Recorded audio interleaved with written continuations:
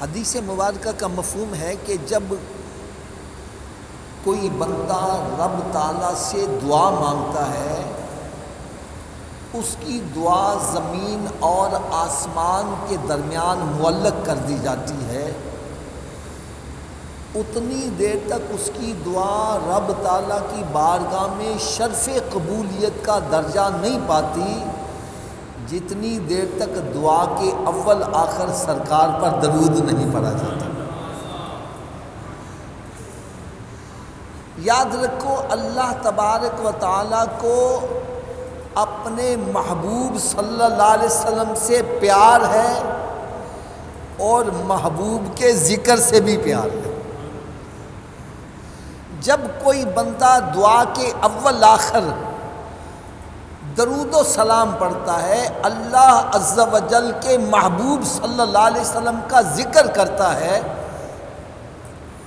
تو رب تعالیٰ ارشاد فرماتا ہے میں دعا کے اول حصے کو بھی قبول کر لیتا ہوں، آخر حصے کو بھی قبول کر لیتا ہوں، اور درمیان والے کو رد کرتے ہوئے مجھے حیا آتی ہے، میں اول آخر کے صدقے درمیان والے حصے کو بھی قبول کر لیتا ہوں۔ تو اللہ تبارک و تعالیٰ سے دعا ہے کہ اللہ تعالیٰ ہم سب کو کثرت کے ساتھ درود و سلام پڑھنے کی توفیق عطا فرمائے۔ صلو علی الحبیب صلی اللہ تعالیٰ علی محمد صلی اللہ تعالیٰ علیہ وسلم۔ پیارے اسلام بھائیو، آج دعا کے حوالے سے میں نے چند باتیں عرض کرنی ہیں۔ آج اکثر ہمارے ایسے اسلامی بھائی ہیں جن کو یہ گلہ ہوتا ہے، وہ کہتے ہیں کہ یار اللہ تعالیٰ تے ساڑیاں سندا ہی نہیں، ہماری دعا تو قبول ہوتی نہیں، بڑا یہ کیا وہ کیا، بس دعا نہیں قبول ہوتی۔ آج میرے دل میں خواہش ہے آپ کو ایک نسخہ ایسا بتلایا جائے جو استعمال کر لے اس کی دعائیں قبول ہونا شروع ہو جائیں۔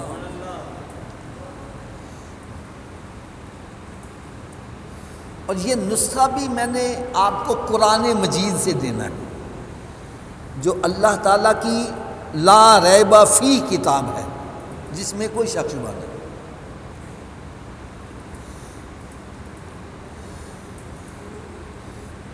اللہ رب العزت نے حضرت ابراہیم علی نبینا و علیہ السلام کو حکم ارشاد فرمایا،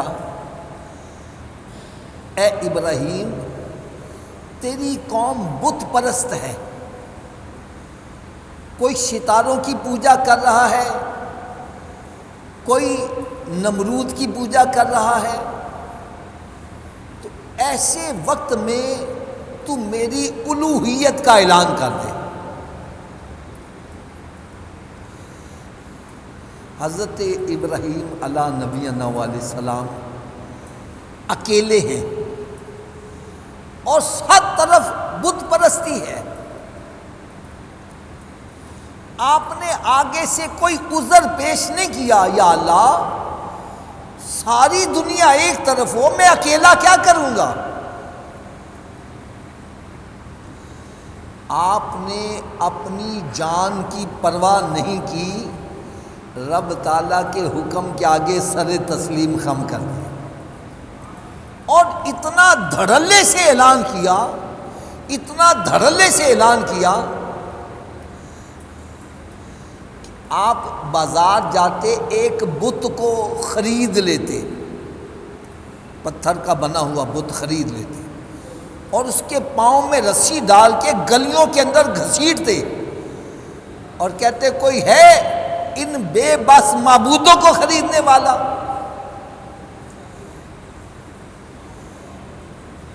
یار ان کے دلوں پر کیا بیتتی ہوگی۔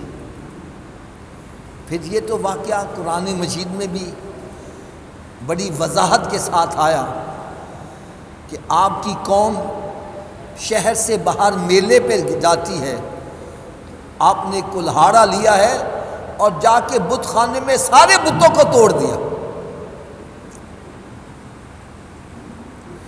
اس کا خیال نہیں کیا کہ لوگ میرے ساتھ کیا سلوک کریں گے، دھڑلے سے اعلان کر دیا۔ اور جب قوم اکٹھی ہو کر آئی ہے، آپس میں مشورہ کرنے لگے کس نے ایسا کیا ہے؟ کہنے لگے یقال اللہ ابراہیم، وہ ابراہیم ہی ہو سکتا ہے جو شروع سے ہمارے بتوں کو برا کہہ رہا ہے۔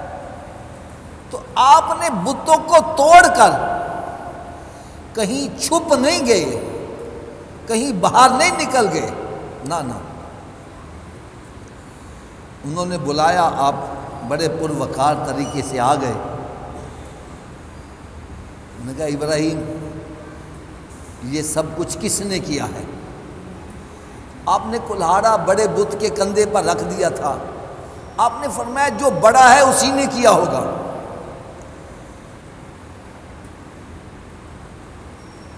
اللہ کے نبی جھوٹ نہیں بولتے، آپ کا مطلب یہ تھا کہ جو بڑا ہے اسی نے کیا ہوگا، اور قوم کے اندر، امت کے اندر بڑا اللہ کا نبی ہی ہوتا ہے۔ نعرہ تکبیر، نعرہ رسالت، نعرہ حیدری۔ تو انہوں نے یہ سمجھا کہ یہ ہمارے بڑے بت کی طرف انہوں نے اشارہ کیا ہے۔ قرآن کہتا ہے ثم نکسوا علی رؤوسہم، انہوں نے ندامت سے سر کو جھکا دیا، کہنے لگے ابراہیم یہ تو بولتے نہیں، ہم ان سے کیسے پوچھیں؟ آپ نے ارشاد فرمایا جو نہ بول سکتا ہے، نہ سن سکتا ہے، اور نہ اپنا دفاع کر سکتا ہے، وہ تمہارا معبود کیسی ہو سکتا ہے؟ اب بات تو عقل میں آنے والی تھی، لیکن انہوں نے کہا نہیں، آگ جلاؤ، اس میں ان کو ڈال دو۔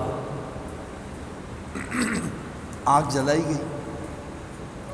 یار اتنی آگ جلائی گئی کہ کتنے میل بلندی سے اگر کوئی پرندہ گزرتا جل کے راکھ ہو جاتا۔ ابراہیم علیہ السلام کو اس آگ میں ڈالنے لگے۔ یار مجھے کوئی بندہ یہ بتلا دے کہ ابراہیم علیہ السلام نے کوئی گلا شکوہ کیا ہو کہ یا اللہ میرا قصور کیا ہے، آج ہمیں تھوڑی سی تکلیف آ جائے ہم گلے شکوے شروع کر دیتے ہو، یا اللہ میں ہی رہ گیا تھا، ہمارا گھر ہی تجھے نظر آیا، مجھے تباہ و برباد کر دیا، میرا ککھ نہیں چھوڑا۔ معاذ اللہ، یہ کلمہ کفر ہے، اللہ کو ظالم کہنا۔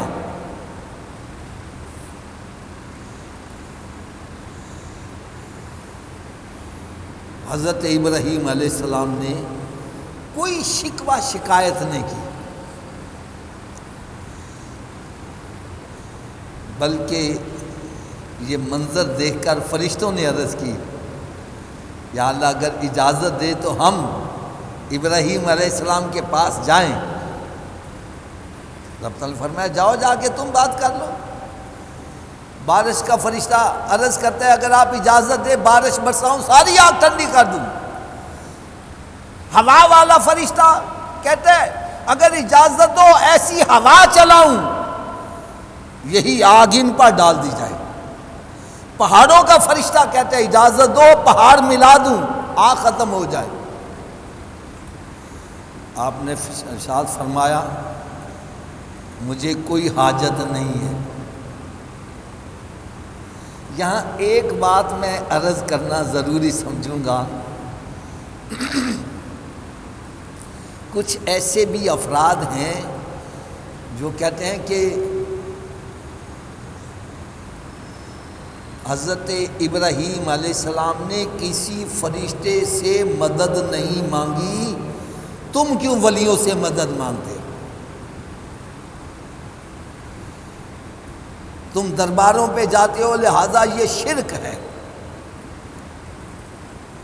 تو بھائی میں اس کا ایک آگے جواب عرض کروں گا۔ جب فرشتوں نے عرض کی ہمیں حکم دے ہم آپ کی مدد کریں. آپ نے فرمایا کوئی حاجت نہیں. تو آگے فرشتوں نے عرض کی اے ابراہیم پھر رب تعالیٰ سے ہی عرض کر دے. آپ نے ارشاد فرمایا جس کو میں نے رب مانا ہے وہ دیکھ بھی رہا ہے سن بھی رہا ہے. اگر میرے آگ میں جانے سے میرا رب راضی ہے تو ایک ابراہیم کیا ہزاروں بھی ہو قربان کر دیا جائے. آپ نے تو رب تعالیٰ سے بھی مدد نہیں مانگی تو پھر کیا مطلب ہے رب سے بھی مدد نہیں مانگنی چاہیے.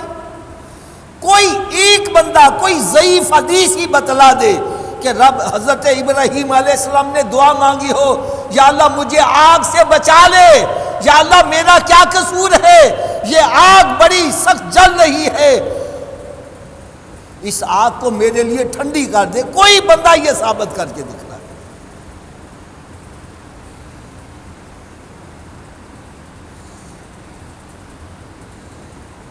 اس کا پھر جواب کیا ہے؟ جواب بھی سن لو. اس کا یہ مطلب ہے ہمیں رب سے بھی مدد نہیں مانگنی چاہیے. اس کا جواب یہ ہے ایک بچہ میٹرک کا اسٹوڈنٹ ہے. کون سی کلاس کا؟ وہ اسکول میں بھی جاتا ہے, استادوں سے بھی مدد لیتا ہے, گائیڈ سے بھی مدد لے رہا ہے, ٹیوشن پڑھنے جاتا ہے وہاں سے بھی مدد لے رہا ہے, ایک راہ چلتے ہوئے بندے سے بھی پوچھتا ہے اس فکرے کا مجھے ذرا مطلب بتلا دو. سب سے مدد لے رہا ہے. لیکن جب امتحان گاہ میں بیٹھا ہوگا پھر کسی سے مدد اونچی بولو. پھر کیا ہے؟ امتحان گاہ میں یہ ہوتا ہے تو تیر آزما میں جگر آزما. اصل میں حضرت ابراہیم علیہ السلام اس وقت امتحان گاہ میں تھے, کمرہ امتحان میں تھے, لہذا وہاں مدد نہیں مانگی جاتی. وہاں تو یہ ہے کہ تو تیر آزما میں جگر آزما. جب آپ نے کوئی گلا شکوہ نہیں کیا تو رب تعالیٰ نے ارشاد فرمایا کل نہ, پھر ہمیں کہنا پڑا یا نارو کونی بردم و سلام علی ابراہیم. اے آگ اس نے تو چھلانگ لگا ہی دی ہے, اب تو ہی ذرا ٹھنڈی ہو جا. گرمیوں میں روزے آ جائیں ہم چیخے مارنا شروع کر دیتے ہیں, ارے تو ذرا روزے میں چھلانگ لگا کے دیکھ, پھر دی رب تعالیٰ تیرے لیے آسان کیسے کر سکتا.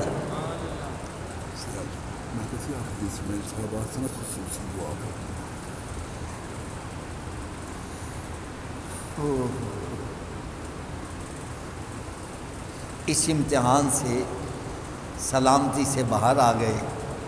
پھر رب تعالیٰ نے ارشاد فرمایا اپنے گھر بار کو چھوڑ دو. اپنا وطن پیارا ہوتا ہے, گھر بار پیارا ہوتا ہے, لیکن آپ نے کوئی گلا شکوہ نہیں کیا, گھر بار چھوڑ دیا. آگے جاتے ہیں, شادی ہو جاتی ہے. کیا ہو جاتی ہے؟ رب تعالیٰ نے بڑھاپے میں بیٹا عطا کیا. وہ بیٹا بھی ایسا جس کی پیشانی پہ سرکار کا نور چمک رہا ہے.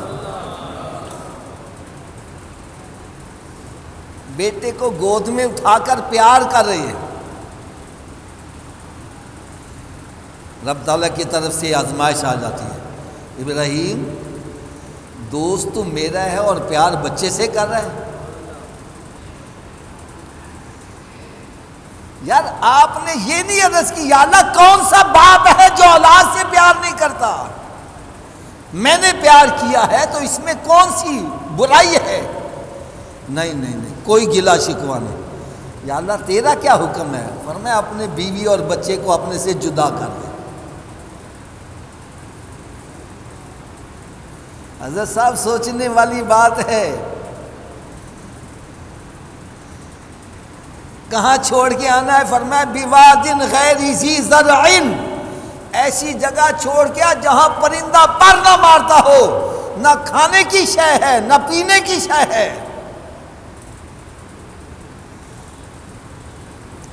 کوئی ایک بندہ تو یار ثابت کر کے دکھائے کہ حضرت ابراہیم علیہ السلام نے عرض کی ہو یا اللہ میرا بچہ زندہ کیسے رہے گا، میری بیوی اکیلی وہاں کیا کرے گی؟ نہیں، عرض کرتے ہیں یا اللہ تیری مرضی، تیرا حکم ہے، میں سر تسلیم خم کر دیتا۔ بیوی اور بچے کو جنگل بیابان میں چھوڑ کر واپس آ جاتے ہیں۔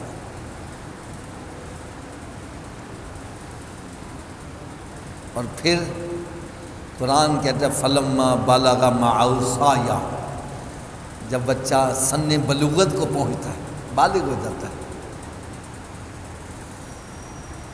حکم آ جاتا ہے ابراہیم اپنے بیٹے کی قربانی کرو۔ حضرت صاحب بڑی سوچنے والی بات ہے، بڑھاپے کی اولاد ماں باپ کو پیاری بڑی ہوتی ہے، اور پھر بچہ بھی ایک ہو اور وہ بھی فرما بردار ہو اور ایسا حسین و جمیل کہ جس کی پیشانی میں میرے آقا کا نور چمک رہا ہو۔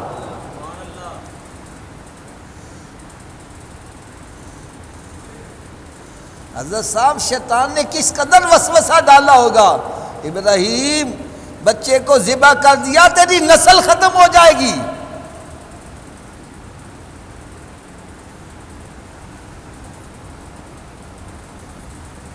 بیٹا ذبح ہو گیا، تیرا نام کیسے ایسے چلے گا؟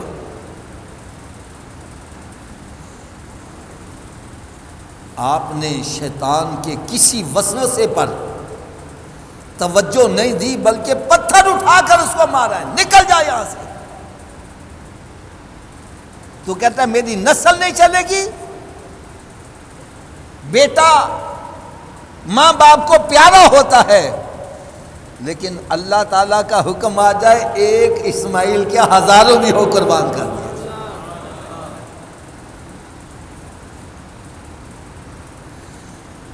آج ہمیں بیٹوں کی قربانی کا حکم نہیں دیا گیا، جانور کی قربانی کا۔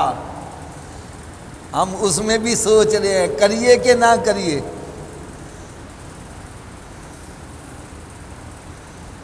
ایک کثیر تعداد ہے جن پر قربانی واجب ہے، کرتے ہی نہیں ہے۔ بہرحال آپ نے اپنے بیٹے کے حلق پہ چھری چلا دی ہے، یہ علیحدہ بات ہے، اللہ تعالیٰ نے دمبا بھیج دیا، لیکن آپ نے اپنے بیٹے کو ذبح کرنے میں کوئی کسر ہے؟ وَنَادَيْنَاهُ أَن يَا إِبْرَاهِيمُ قَدْ صَدَّقْتَ الرُّؤْيَا، آواز آئی ابراہیم تو نے اپنے خواب کو سچ کر دکھایا ہے، ہم نے تیری قربانی کو قبول کر لیا۔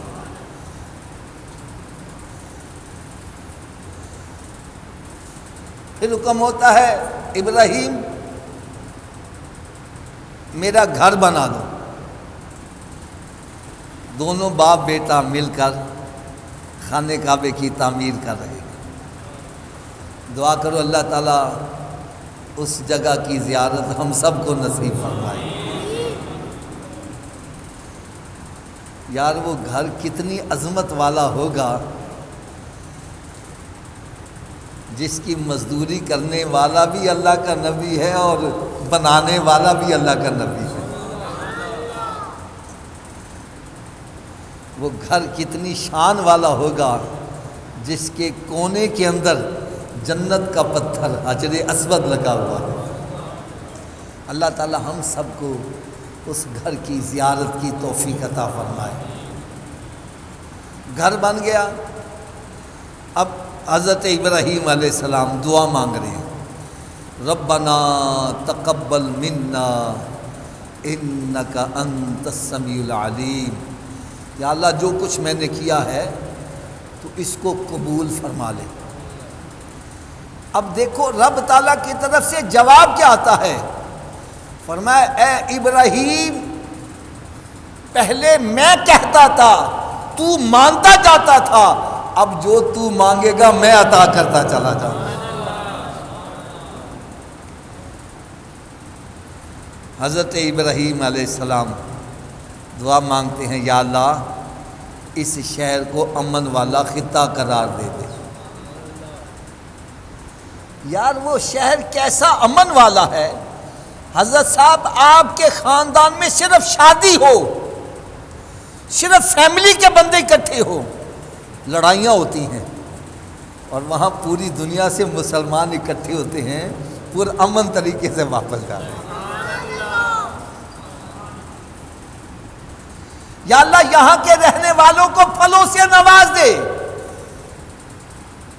جو جو حضرات حج عمرہ کر کے ہیں میری اس بات کی گواہی دیں گے، مکہ معظمہ میں کھڑے ہو جاؤ، ارد گرد دیکھو کالے پہاڑ ہیں، کوئی سبزہ نظر نہیں آ رہا، اور دنیا کے تختے پہ وہ پھل نہیں جو وہاں پہنچا ہوا ہے،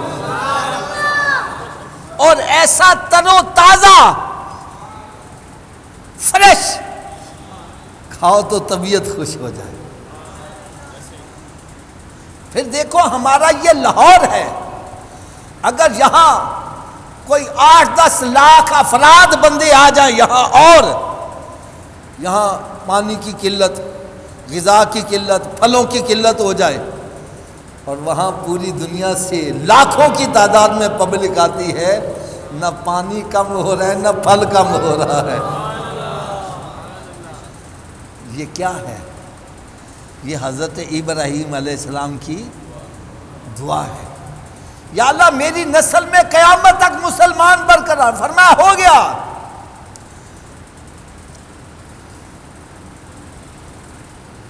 پھر دعا کرتے ہیں، یا اللہ ایک تیرے محبوب حضرت محمد مصطفیٰ صلی اللہ علیہ وسلم جن کی خاطر تو نے ساری کائنات بنائی، انہوں نے ابھی دنیا میں تشریف لانا ہے۔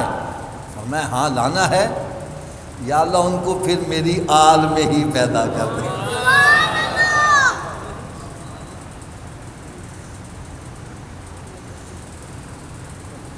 یار ایک بات بڑی توجہ سے سننے والی ہے، بڑی توجہ سے سننے والی ہے۔ وہ بندے جو کہتے ہیں بس اللہ، صرف اللہ، بس اللہ، بس اور کسی کا ذکر نہ کرو، کسی کی ضرورت نہیں، اللہ میرے لیے کافی ہے۔ تو حضرت اعلیٰ حضرت عظیم البرکت رحمت اللہ تعالی علیہ کیسی کمال بات لکھ گئے۔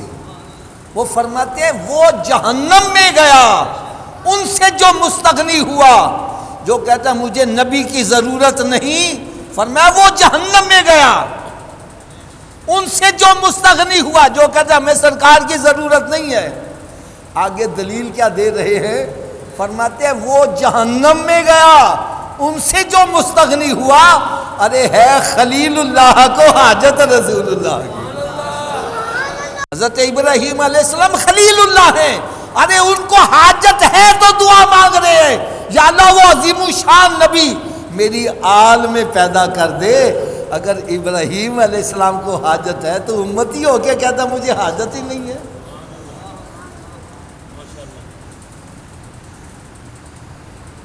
ہے خلیل اللہ کو حاجت رسول اللہ کی۔ اب ہمیں نسخہ کیا ملا ہے؟ نسخہ یہ ملا، اے بندے اگر تو چاہتا ہے میری دعائیں قبول ہو جائیں تو جو رب حکم دے وہ تو کرتا جا، پھر جو تو مانگے گا رب عطا کرتا چلا جائے گا۔ اور ہم اس نسخے کو کیسے استعمال کر رہے ہیں؟ رب تعالیٰ کا حکم ہوتا ہے حی علی الصلاۃ، آؤ نماز کے لیے، ہم کہتے ہیں نہیں کاروبار سے فرق پہ جائے گا۔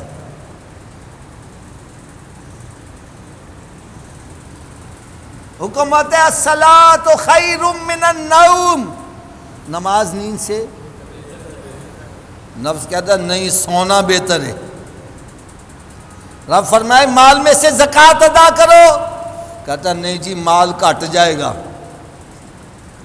رب فرمائے کتب علیکم الصیام، تمہارے اوپر روزے فرض کیے گئے ہیں، اور جی روزہ رکھ لیا تو کمائی کی میں کریں گے۔ رب فرمائے حج کرو، کہتا جی جن نے پیسے حاجتے لانے انہیں بینک چ رکھ دیں گے تو 4 پیسے سود دے آن گے ہی نا۔ رب فرمائے وَلَا تَقْرَبُوا الْفَوَاحِشَ مَا ظَهَرَ مِنْهَا وَمَا بَطَنَ، بے حیائی کے قریب نہ جاؤ، چاہے وہ علل اعلان ہو رہی ہے یا چھپ کر ہو رہی ہے۔ آج موبائل میں بے حیائی ساری رات لگا ہوا ہے، گندی گندی فلمیں ڈرامے دیکھ رہا ہے۔ رب فرمائے ماں باپ کا ساتھ حسن سلوک کرو، ماں باپ کو گالیاں نکال رہا ہے، دھکے دے رہا ہے۔ حدیث پاک میں آتا ہے قطع رحمی کرنے والا جنت میں نہیں جائے گا۔ میں یقین جانو دکھ کے ساتھ کہتا ہوں، اگر میں یہ اعلان کر دوں وہ بندہ مسجد میں ہاتھ کھڑا کرے جس کے خاندان میں سب کے ساتھ بول چال ہے، تو شاید کسی کا ہاتھ کھڑا ہو۔ خاندانوں میں گروپ بنے ہوئے ہیں، باپ بیٹے کو نہیں بلا رہا، بھائی بھائی کو نہیں بلا رہا، کئی سال گزر گئے۔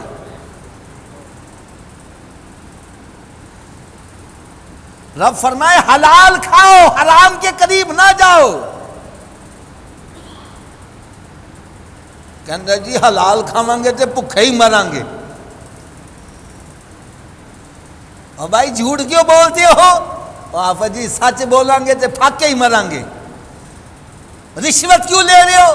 اور جی بچیاں دیا فیساں کی میں پوری کریے۔ ہم کہتے ہیں رب میں نے تیری ایک نہیں ماننی اور تو میری ساری مان دے۔ میں صحیح کہہ رہا ہوں غلط کہہ رہا ہوں؟ ہم اللہ کی ایک نہیں مانتے اور چاہتے ہیں رب تعالیٰ میری ساری باتیں مانے۔ ارے ہونا تو یہ چاہیے کہ تو رب کی رضا کے آگے سر تسلیم خم کر دے۔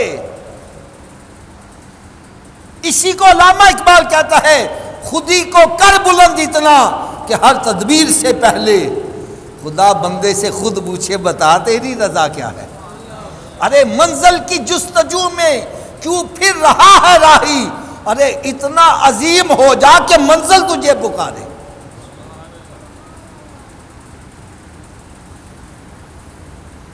اور اگر سچی بات پوچھو تو یہ جو ہم نے قربانی کی ہے، یہ قربانی کا فلسفہ کیا ہے؟ یہ ذرا دل کے کانوں سے سنو گے تو اللہ کرے یہ میری بات دلوں پہ چوٹ کر جائے، رخ مدینہ شریف کی طرف ہو جائے۔ قربانی کا فلسفہ کیا ہے؟ قربانی کا مقصد گوشت کا حصول نہیں ہے، ہمیں گوشت مل جائے یہ مقصد۔ اس کی دلیل کیا ہے؟ دلیل بھی بتلا دوں۔ حضرت صاحب آپ 1,00,000 روپے کا بکرا خریدتے ہو، کیا اس میں 1,00,000 کا گوشت ہوتا ہے؟ بولو تو صحیح آپ۔ اگر گوشت کا حصول ہونا ہوتا تو بندہ بازار سے گوشت خرید کے لے آتا۔ ارے قربانی کا مقصد یہ ہے کہ بندہ رب تعالیٰ کی بارگاہ میں عرض کرتا ہے اے مالک و مولا اگر مجھے گوشت کی ضرورت ہوتی تو میں 1,00,000 کا بکرا نہ لاتا، دیکھ تیرا حکم ہو گیا میں دولت پہ چھری چلا رہا ہوں۔ یہ ہے قربانی کا مقصد۔ اور قربانی صرف یہی نہیں کہ عید کے اوپر ہم بکرا ذبح کر دیں۔ قربانی کا مقصد کیا ہے؟ دکان کھلی ہے،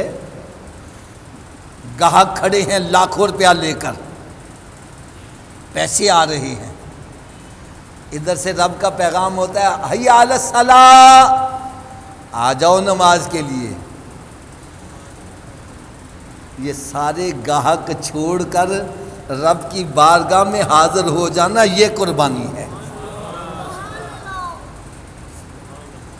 پیسے کمائے، ہاتھ کی کمائی کیا کہتے ہیں 10/9 دی کمائی، پسینے سے شرابور ہوا ہے،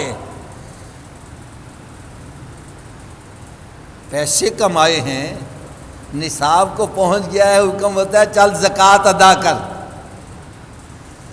اب بظاہر نظر آ رہا ہے 1 لاکھ میں سے 2500 نکال دیا تو 1 لاکھ کا وہ کہتے ہیں لاکھ ٹوٹ جائے گا، نوٹ ٹوٹ جائے گا، لیکن کہتا ہے نوٹ کا چاہے ککھ نہ رہے، رب کا حکم آ گیا میں نے قربانی کر دی۔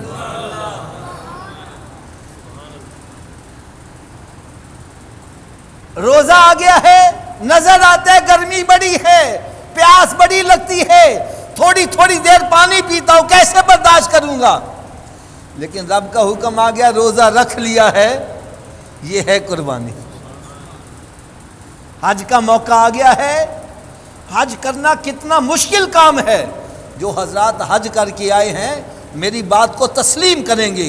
حج کے موقع پر ایسے ایسے موقع آتے ہیں کہ بندہ موت کو اپنی آنکھوں کے سامنے دیکھتا ہے، گھر بار چھوڑ کے جنگلوں میں ڈیرے لگا رہا ہے، وہ بندہ جو بڑے قیمتی سوٹ پہننے والا، اس کے کپڑے اترا کے 2 چادریں انسیلی پہنا دی جاتی ہیں، بودے سیٹ کروانے میں ہزاروں روپیہ لگاتا ہے، حکم آتا چلو ٹینڈ کرا دے، کرواتے ہیں کہ نہیں کرواتے؟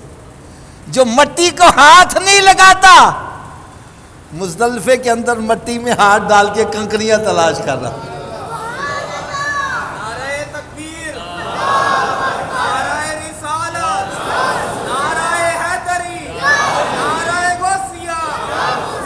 اس کو کہتے ہیں مٹا دے اپنی ہستی کو اگر کچھ مرتبہ چاہے کہ دانہ خاک میں مل کر گل و گلزار ہوتا ہے۔ ایک دانہ ہے، اس کو پریزرو کر لو، بوتل میں بند کر کے رکھ لو، یہ گل و گلزار ہو جائے گا۔ گل و گلزار کب ہوگا؟ جب اس کو مٹی میں ڈالو گے۔ اگر تو بھی کوئی پھل چاہتا ہے اپنی ہستی کو مٹا دے گا، پھر دیکھ رب تعالیٰ تجھے کیسے شان عطا کرے گا۔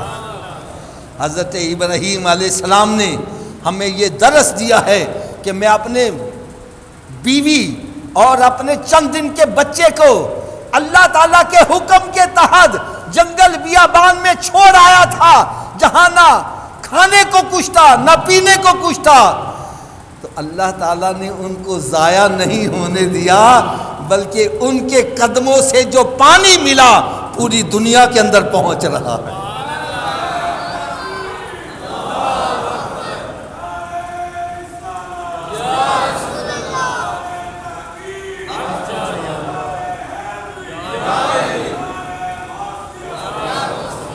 میری آپ سب سے ایک ہاتھ باندھ کر عرض ہے، ہاتھ باندھ کر عرض ہے، اگر میری بات آپ کو سچی لگی ہے تو پھر اس پر عمل کرو، اگر میں نے غلط بیانی کی میری اصلاح کرو، میں برا نہیں مناؤں گا، سب کے سامنے معذرت کروں گا۔ ہمارے آج کے اس درس کا جو لب لباب نکلا ہے وہ یہ ہے کہ جب اللہ کا حکم آ جائے تو اپنے نفس کے اوپر چھری پھیر دو، اپنی مرضی کے اوپر چھری پھیر دو۔ ارے جب تم اپنے نفس کی مخالفت کرو گے تو قرآن تمہیں کیا بتلا رہا ہے؟ رب تعالیٰ نے ارشاد فرمایا وَنَهَا النَّفْسَ عَنِ الْهَوَىٰ فَإِنَّ الْجَنَّةَ هِيَ الْمَأْوَىٰ۔ جو اپنے نفس کی مخالفت کرے گا رب تعالیٰ اس کو جنت عطا فرمائے گا۔ یہ ہے قربانی، یہ نہیں عید والے دن چھری پھیر دی، نمازاں دی چھٹی تے روزے دی چھٹی تے حلال کھاؤ حرام کھاؤ اور کوئی پرواہ نہیں ہے، کسی کا ادب و احترام کرو یا نہ کرو۔ ارے یہ قربانی نہیں ہے، قربانی یہ ہے جہاں رب کا حکم آ جائے، تجھے فائدہ نظر آئے یا نقصان نظر آ جائے، سر تسلیم خم ہے جو مزاج یار میں آئے۔ یہ ہے اصل مقصد قربانی کا۔ اللہ تبارک و تعالیٰ مجھے اور آپ سب کو سمجھنے کی اور عمل کرنے کی توفیق عطا فرمائے۔